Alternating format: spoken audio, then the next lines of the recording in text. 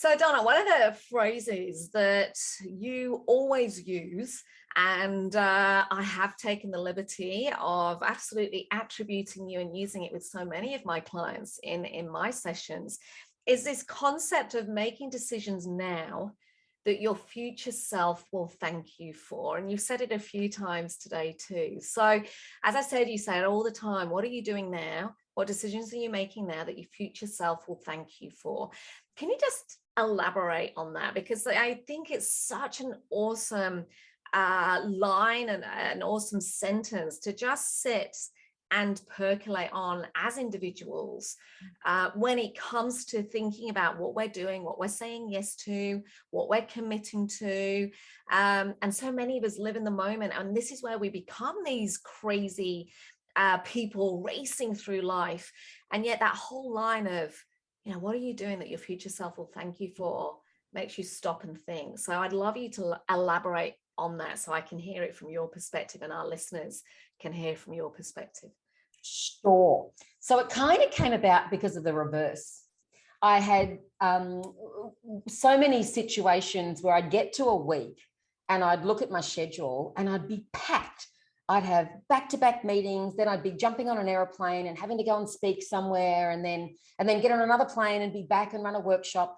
And what I was finding was that on the weekend, I'd have to be preparing for the following week, and I might have 6 jobs that I needed to prepare for.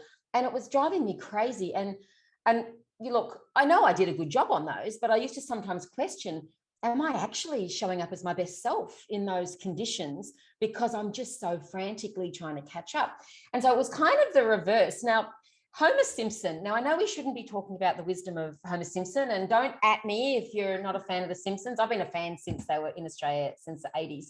And there's an episode where I think he's trying to avoid doing something family related. And Marge Simpson says to him, but, you should be thinking about your relationship with your son and how you want it to be in the future. And Homer says, that's a problem for future Homer. Man, I wouldn't want to be that guy. And I realized that so many times I was making decisions for my future self. I'm sitting here calmly saying, yeah, I'll be fine. Yeah, I'll be fine. Yeah, I'll be fine. And I got there and I wasn't fine. And so I really started thinking about this. Now, the best example I can give you is in May of 2021, I moved from Melbourne to the Gold Coast.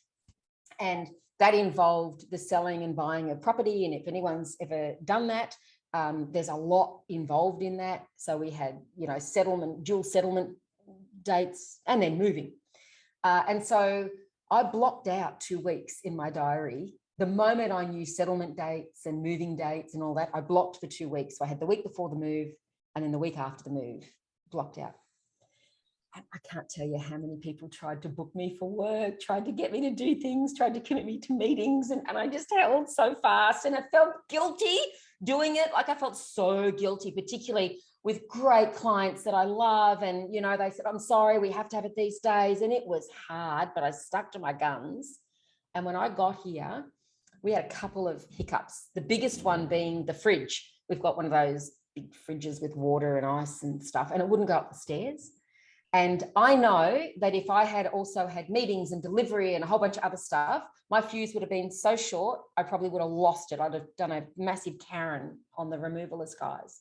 But instead, I was able to have very lucid, clear thinking conversations around it's not an option that we don't get the fridge upstairs. So what are our options, up to and including a crane taking it up and over the balcony, right? But in the end, we just had to take the doors off and it was all very easy. And so that to me is what your future self will thank you is really about.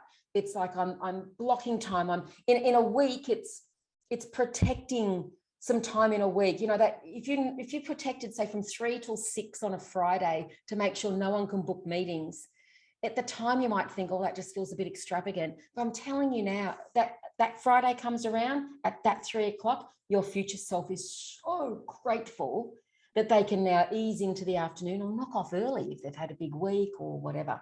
And so it's really about discipline now, and a bit of delayed gratification, I suppose, so that yourself in the future gets to have the capacity to be able to respond to what the future's going to throw them.